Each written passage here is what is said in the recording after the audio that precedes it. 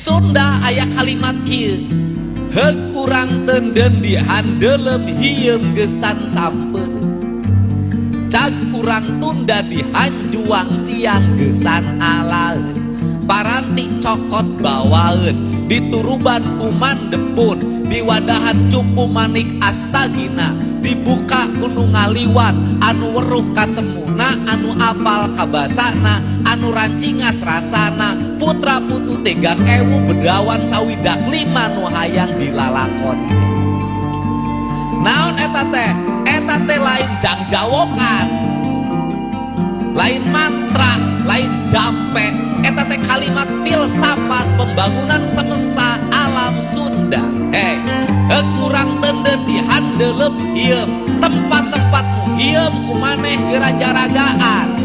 sabab eta teh tetendeuna di tempat nu hieum disimpen gas di tempat nu hieum disimpen emas di tempat nu hieum disimpen nikel di tempat nu hieum disimpen bauksit di tempat nu hieum disimpen batu bara tempat nu hieum di tanah Sunda Gunung Sanggabuana Gunung Halimun Gunung Wayang Gunung Cikuray Gunung Ciremay eta kabeh handelep teu meunang didatangan ku jelema teu meunang ditincak ku jelema sabab eta mah dunia lagi dunia atas alamna parahyangan alamna